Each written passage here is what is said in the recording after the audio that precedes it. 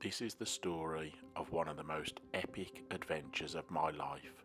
The time I went to Mongolia to photograph the elusive snow leopard. Good evening everyone, I hope you're all okay. Well, tonight's the night before the big adventure. I can't believe it's actually happening, to be honest, and it feels very, very surreal. It's been a long time in the making. But yeah, tomorrow we set off. I'm driving up to Manchester Airport. We take off from Manchester around about just after 11 o'clock. Fly to Turkey, so we stay in Istanbul overnight and then get another flight from Istanbul to Ulaanbaatar, which is the capital city of Mongolia. And then I think we stay over there one night and then we get another plane from Ulaanbaatar to the north of Mongolia. I can't remember the name of the airport that we're flying to, but it's another internal flight and then into vehicles, and I think it's around about a 4-hour drive into the North Altai Mountains, which, yeah, it's going to be a long old journey, but I think everybody who's coming on the trip are super excited. It's a trip of a lifetime. Something that I'm super excited about. I couldn't believe I was invited, so thank you, David, for inviting me. It's yeah, a dream come true, and I'm also going with some amazing people that I'm really looking forward to meeting up with. So bags packed, I've got all my camera equipment with me. The camera equipment, I'm taking what I think I need, but as little as possible, again, for weight. So I'm taking a Sony 600 f4. I'm taking the Sony 70 to 200mm. I'm taking a Sony 16 to 35mm. And that's it, the lenses, 3 lenses, and then I've got a 1.4 and a 2x converter. So it will give me pretty much everything I need, I think. The Snow Leopards, you know, it could be a 600 with a 2x teleconverter. If I'm using my 16 to 35mm, I'll be definitely shedding a tear and crying, but it might be with the pain after it's bitten me. But no, I'm hoping those 3 lenses are going to do me. I've got the A1 that I'm taking as my main body, and I've got an A7 IV in the backpack as well, just in case, you know, you don't go on trips like this, once in a lifetime trip, go all that way, you know, 30, 40 hours to get there. And then, yeah, your camera fails and you're just basically on a cameraless holiday then, which, you know, would be amazing, but you'd be absolutely gutted. So I've got an A7 IV as a backup. So there's other animals out there as well that we're going to be photographing, but yeah, I've got a Mongolian SIM card for my phone, so I'm going to keep on recording, doing some vlogs, and yeah, I'm hoping to put together a little bit of a video at the end of the trip, so fingers crossed it all goes well. Right then guys, off to bed now, early night for me, and then up early in the morning, and I'll see you at the airport.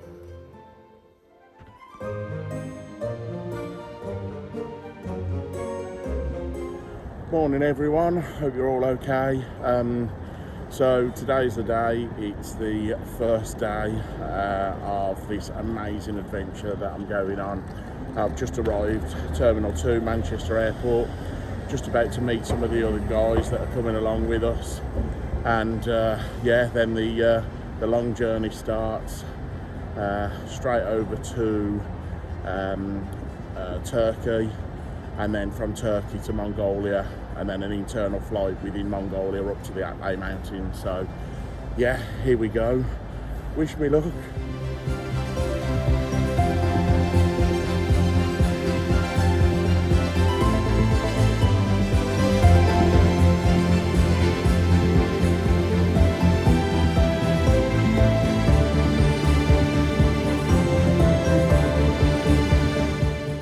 As we started our descent into Istanbul Airport, we was treated to the most spectacular sunset.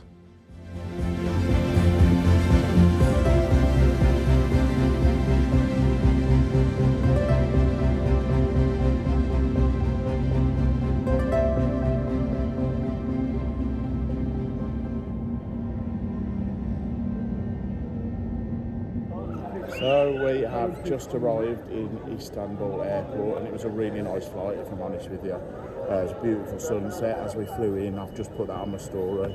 So yeah, go and have a look at that. And yeah, we're going to now check in for the night at a hotel. We don't fly out to Mongolia till tomorrow, so we've got a night in a nice hotel, have something to eat, have a nice sleep, and then got a big flight tomorrow. It's about 8 hours tomorrow to get out to Mongolia, and then another flight after that. So yeah, it's going to be a long old journey, but everything's going really well so far. So it's just a nice little room. We've got a bathroom, nice little living area, and then in the bedroom. So we're just staying here for one night, and then yeah, the flight's not till 4 o'clock tomorrow, so we've got a bit of a lie-in. We're going to have a look around Istanbul, and then on the flight, 8-hour flight to Mongolia. So we are on the second leg of our adventure journey. We are just checking back into Istanbul airport, where we'll get a flight to Ulaanbaatar. So I think it's around about 8 hours on this flight, but that's sort of like when we're going to really feel the temperature change, and it's going to get down to about -20, -30. So that's when we'll really feel that the adventure begins. But at the moment, this airport is absolutely stunning. I don't know if you can pick it up on here, but Istanbul airport is absolutely beautiful, big airport. So we're going to get our bags checked in now, and I'll see you back in a bit.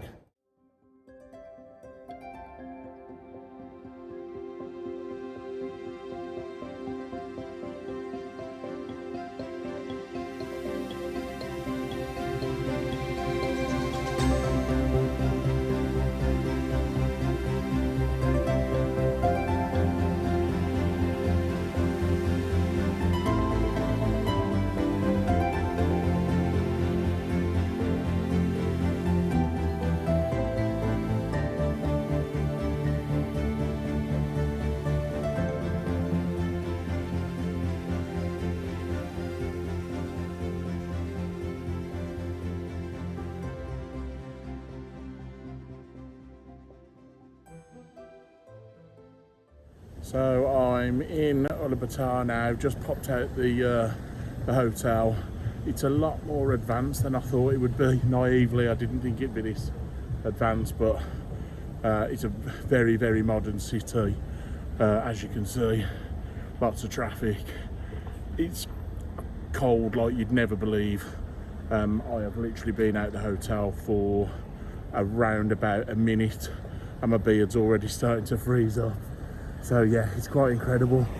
Gonna have a little wander around this morning, go to like the Genghis Khan Square. Apparently that's meant to be fantastic to go to, so gonna have a look around there. I just thought I'd pop out and see actually how cold it is, and whew, it's cold. So we are now in Genghis Khan Square. So if you have a look behind me, here's Genghis Khan. There's a few ice sculptures still up. There's a full skating rink here, and there's like a slide here made out of solid ice. It's unbelievable. Obviously with it being so cold here, they'll be here for months. But yeah, it's quite an extraordinary place, if I'm honest with you. My beard's frozen up already, as you can see.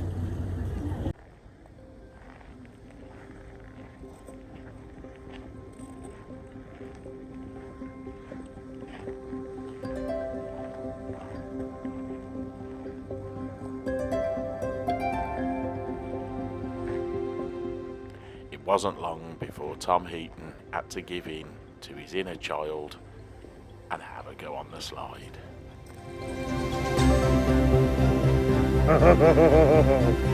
Oh, he's gone. Well, that was enough fun for one day, and then it was all back to the airport for the final flight of the journey.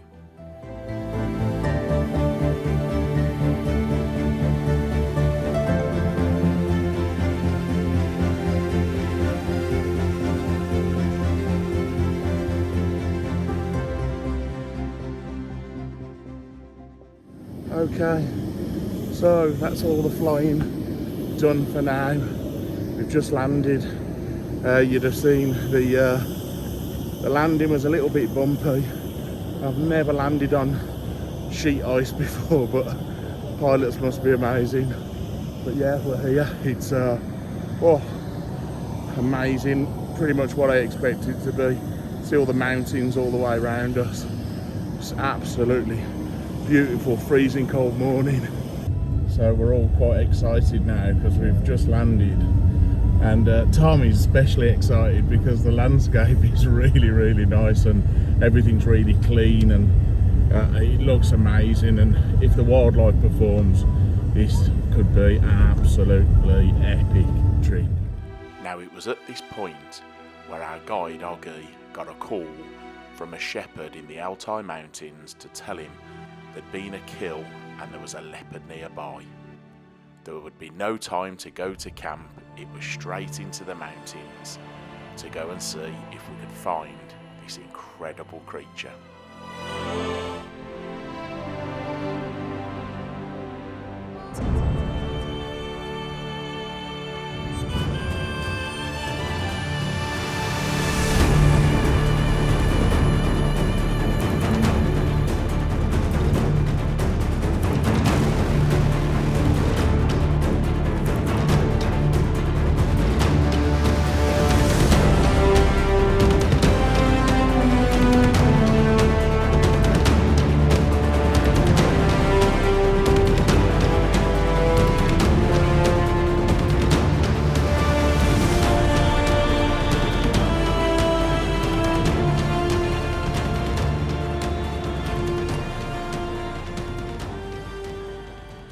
What's it like, Tom? Nice.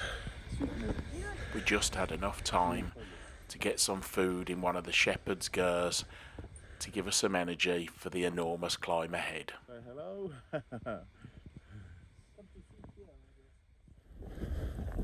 So we've just started the initial hike now. A leopard's been spotted by a farmer, and he's given the location, and we're on our way there, so fingers crossed we get some images when we get there. That was so tough, and we are right up. There's no trails or anything. It's walking up the slippery I can't even talk. A lot of rocks sliding, but we've made it, and there's a snow leopard just over there. Can't actually believe I can see it with my own eyes. Unbelievable. Okay, well, I've managed to get my breath back now after that monster hike from right down there. It's not too cold, if I'm honest with you. We've been here now for probably 3/4 of an hour, and the leopards dragged a kill over, and then it's just having a rest up, so just really waiting now and seeing if it will get up and start moving about.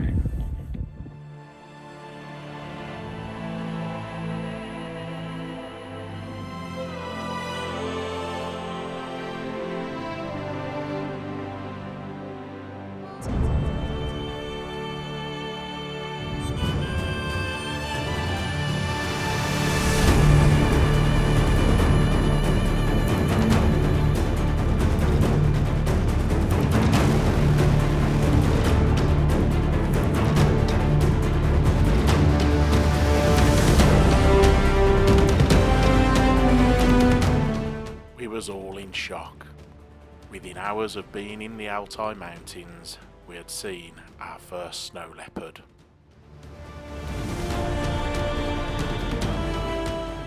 As the sun started to go down, it was time to make a descent, get into the vehicles and head back to camp.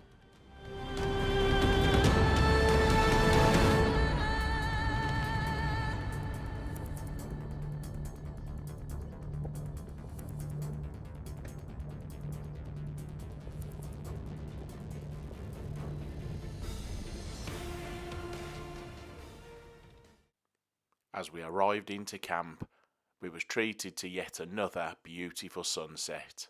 it was nearly as nice as getting into a hot gur and eating some warm, homemade Mongolian food.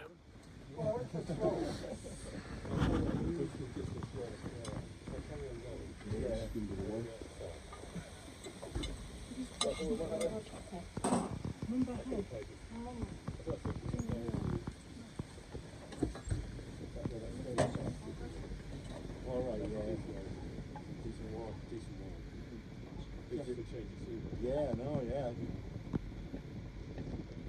That's the way the bird's good shot. Straight up the walk. Yeah.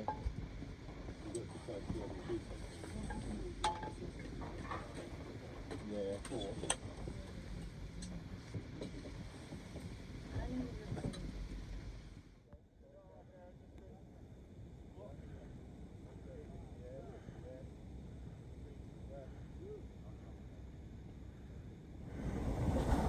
All just loading up now. We've had a little bit of it looks like a blessing, or he's lit something this morning, one of the Mongolians. I don't know if I think it's to give us good luck. So, fingers crossed.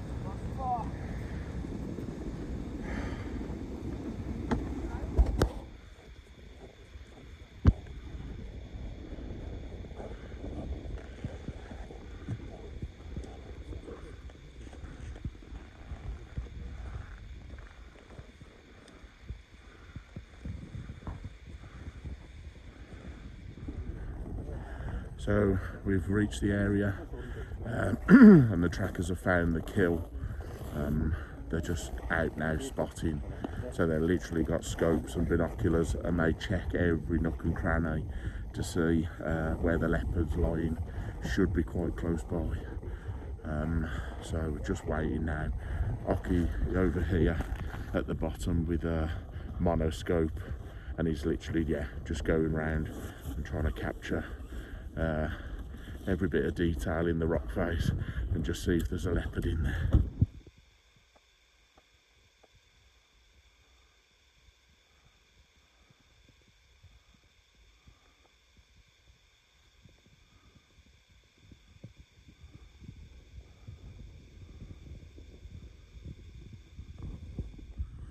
So I've climbed up a little bit just to get a bit of elevation, but you can see the scale.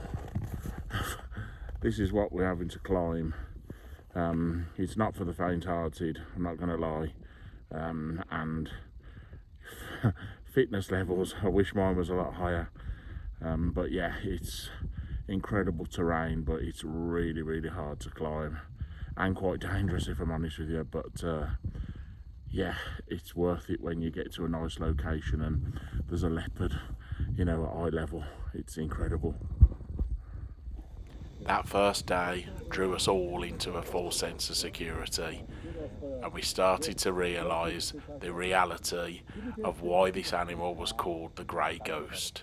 We spent the next few days searching high and low, to no avail.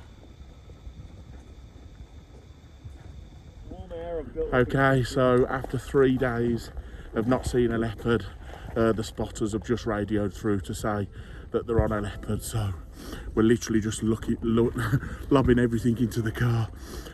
It's a drive, I think, just round the other valley, and then a hike up, so fingers crossed it's there when we get there, and let's try and get some more images of the leopard.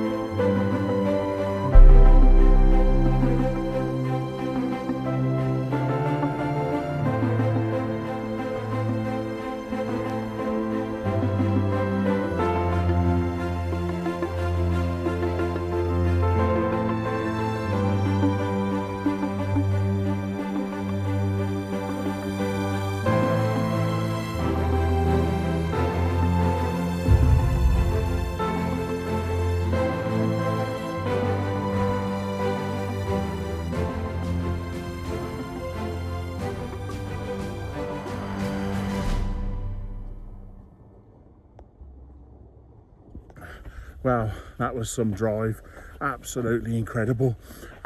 We've just got out the cars just here and scrambled up to the top, and what a view. It's absolutely breathtaking. We're about probably 12,000 feet up now, and the views are just sensational.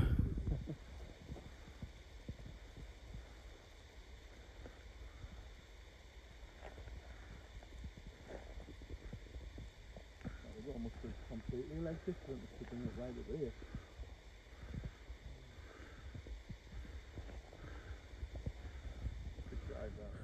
Unfortunately, the tracker lost sight of the leopard, but we've come up right to the top, and we're hoping that he gets sight of a leopard again, and yeah, we can then trek and traverse across, and fingers crossed, get some shots. Oh wow, look at this review. It's absolutely unbelievable. I have just found a sleeping nomad. Look at that for a view, mate. Whew. What I've realised, sat right at the top of the Altai mountains, is that it's absolutely, definitely silent. You can hear a pin drop, and I've just been told it's called the Altai Mountains, and I've been calling it the Altai Mountains all this time. Check this out, guys.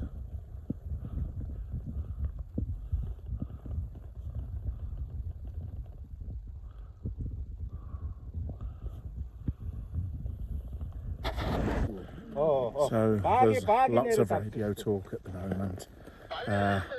We found that one of the spotters found a leopard. He's now lost the leopard. So we've walked up to a certain point, and we're just waiting now to see which direction it is, and then we can hopefully get into the right location, and it walks towards us then, rather than us chasing it away, which is much better for photography.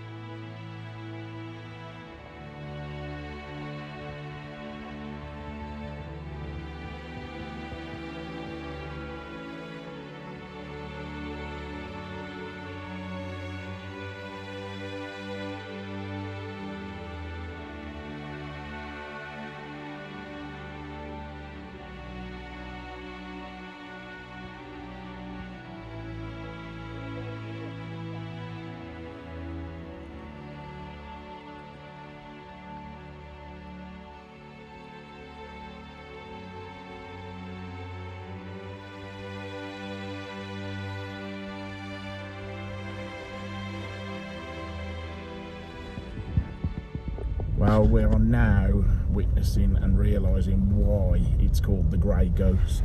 3 times today they've spotted the leopard, and 3 times it's vanished into thin air. So we're off to one last location. Fingers crossed that we get to see it.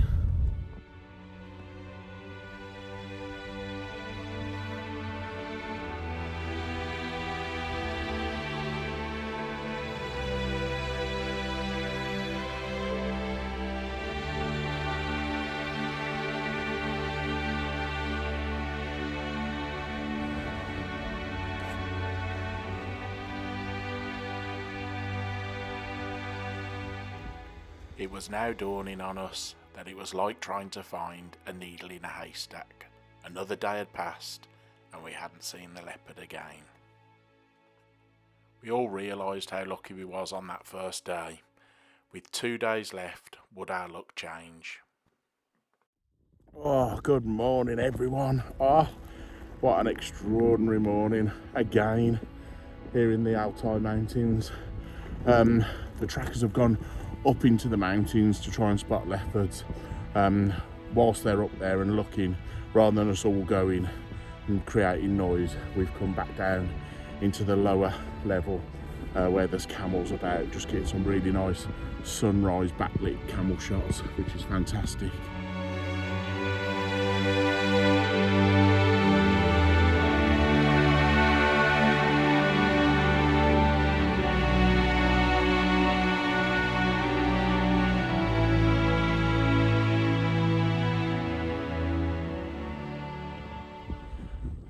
So the camels have literally just disappeared. We've had about an hour with them this morning with the best light. The sun's coming up a little bit now, you can see there. But yeah, it's been fantastic. It's really nice photography. But the camels are fast, so you've got to kind of get in front of them, set your shot up, and then hopefully they'll walk into shot. And the other thing is as well, you want to get that one camel that's isolated. When they're all in a group, the photograph doesn't look as good. But I've got a couple of shots this morning that I'm really pleased with. I'll show you now.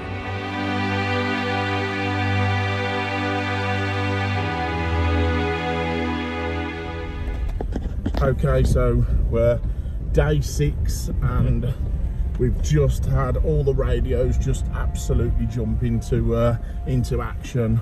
All the trackers have sort of started running and telling us to get in the car, so we're definitely onto a leopard sighting, and hopefully we can get there quick enough and get some shots.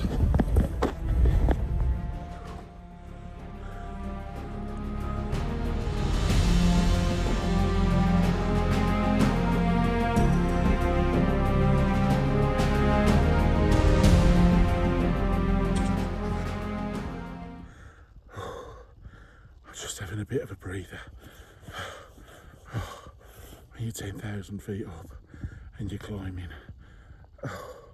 you know, I'm no rock climber, but you can see what we're climbing. It's really full on, but I know I've got to keep my voice down. I've got probably 50 foot to go, and I think I'm in a position then where I can start photographing and filming the snow leopard. I've reached the top. I couldn't speak for about 5 minutes, I'm not going to lie. We know exactly where it was.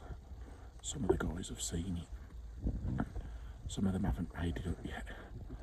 But we've got our cameras set up now, and we're just hoping it's just laying low. And it appears, but the climb, just to let you know, it is not for the faint-hearted. Oh, I can't believe I've just climbed up here.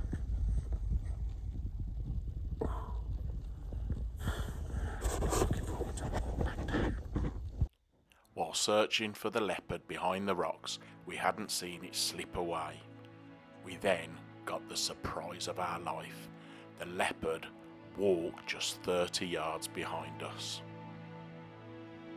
And although it was brief, I managed to turn and get a shot of one of the rarest cats on the planet.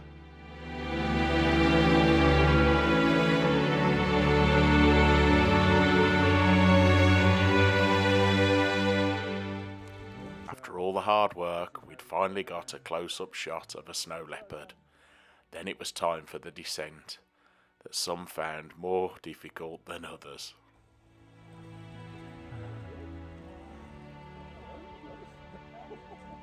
If the pants are still good. Oh, so we're on the descent now. Unbelievable. If I'm honest with you, I'm proud of myself for making it up. That was a monster climb. You know, we're 10,000 feet up, so the altitude when you start is high, and the oxygen's low. So, you know, I'm a big guy, a lot bigger than all of these people, and you know, some people didn't make it up, and I was one of 5 of us that made it up, so I'm proud of that. Well, again, this is absolutely pushing me to the limits. I can't believe I got up and down, but managed to do it. Got some photos of the leopard. Just amazing to see with your naked eye as well. There's not many people in the world that have seen wild snow leopards. So yeah, I thank my lucky stars that I was able to do that. But yeah, really pushing myself to the limits here. I'm not joking. So in this terrain with all these rocks, you get the odd puncher. So yeah, the boys are just literally whipping off a top, putting another one on. But happens quite a lot. This is the second time for our trip. Same driver as well, so I bet he's going to get a bit of a telling off.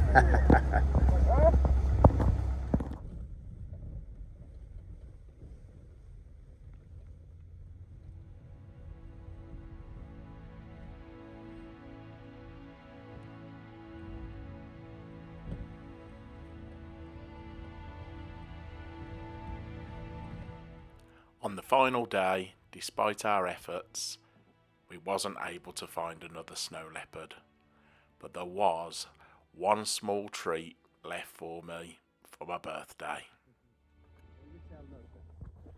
So this just shows how extraordinary these people are. We're driving back, it's the last night, looking for leopards, and unfortunately we didn't get any. But as we're coming back, there's two young girls on camels, and they're towing a couple of camels. So the guides have literally just sort of like said, oh, can we borrow your camels? And then all had a race in the middle of the desert. It's absolutely crazy, but check these out. Here's the camels. And Tom's got his drone up and filmed it all on drone. So yeah, absolutely incredible.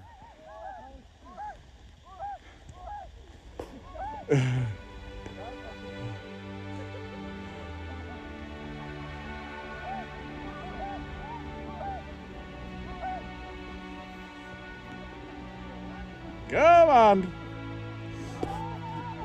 Come on!